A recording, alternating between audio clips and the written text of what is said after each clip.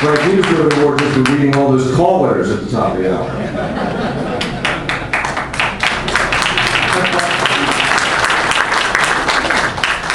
While attending junior high in Charleston, his parents gave Emil Varney a Keystone 8mm camera as a gift. That sparked his interest in photography, and he began shooting movies around the house. He remembers seeing Bill Kelly covering an auto accident on the west side of Charleston and decided he, too, wanted to be a TV station photographer. After graduating from Stonewall High School, he was hired at WSAZ. Bill Kelly was the only other photographer at WSAZ, and he taught Emil about news photography and how to use the equipment. Then he was on his own, covering all kinds of news stories, from fires, and crimes, politics, visiting celebrities, sports, and also shooting commercials. In October 1958, he married his high school sweetheart, Janet. His co-worker, Bill Kelly, was the photographer at the wedding. The 1960 presidential campaign, was when John Kennedy and Hubert Humphrey, was particularly memorable. Emil was there when JFK registered in the Secretary of State's office. He traveled extensively with both Kennedy and Humphrey. When Kennedy returned to the state for the centennial in 1963, Kennedy filmed the speech with his sound-on film camera, and Emil shot B-roll with his silent camera. Other major stories Emil covered in West Virginia included the Farmington mine disaster, the Mothman prophecies, the Marshall plane crash, Willow Island, Hominy Falls mine disaster, rescue, Buffalo Creek, Moundsville prison break and riot, Kanawha County textbook controversy. His film of many of these stories made network coverage in the United States and on the BBC. He received awards for Best News Film 2 years in a row from the Associated Press while at WSAZ, where he worked from 1958 until 1979. He worked for WOWK from 79 through 97. In addition to the major stories, he covered celebrities, such as Elvis, Elliott Gould, who saved him from being electrocuted. So Emil, I think you owe us a story on that. Pete Rose, presidents from Kennedy to George H.W. Bush. Emil says he wouldn't have it any other way. It was a great 41 years. Emil Varney.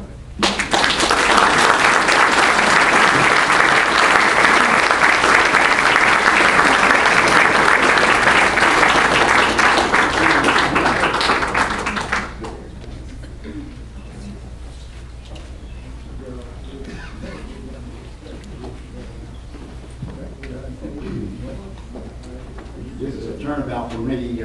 Go ahead and say something.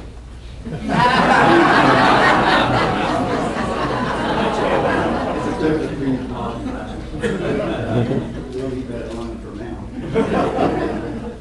This is a turnabout for me. I'm usually in front of the camera and behind the mic.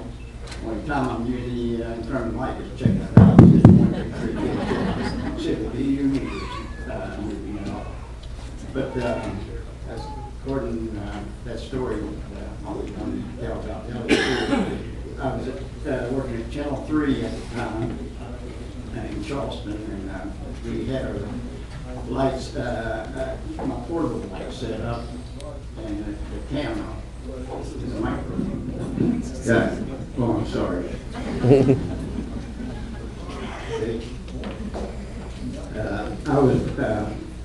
We were doing an interview with Elliott Gould in the Charleston studio, and I noticed that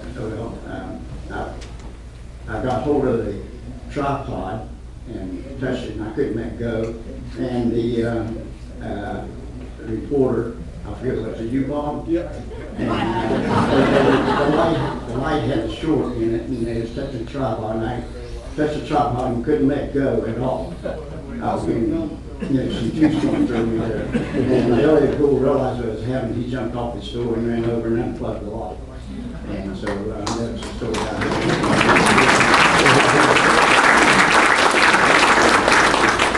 Remember time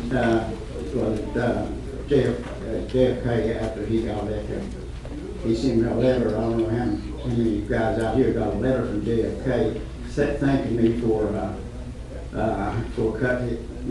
covering him over the years. I mean, the years he was here running for president. And of course, that letter got burned up in the fire we had. And he signed it. I would assume he signed it. I'm not sure if it was a stamp or not. I can't remember, but I was hoping it would be his original signature. But anyway, I'm not much of a speaker. I want to thank the committee of the Hall of Fame here for selecting me this year. I'm not sure if I'm worthy for it or not, but I'm usually behind the camera. I want to thank my wife and my family for being here tonight, helping me along with this. And I want to thank my wife. We'll be married 55 years to come October 24th, 12 days from today. Wow. 55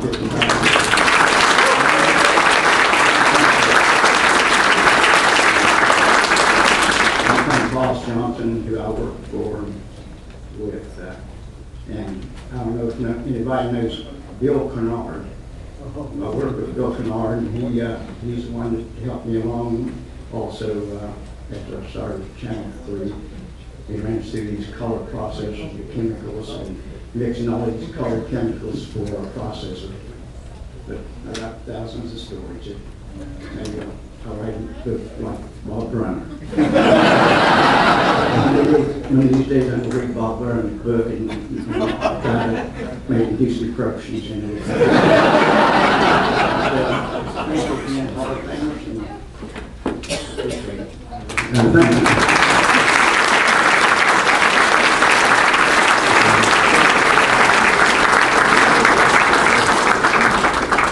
Annual congratulations. It'd be nice if you read Brunner's book because that would be the first.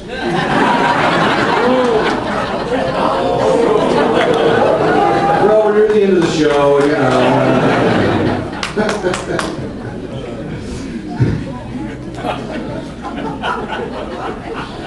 A 1945 graduate of Milton High School.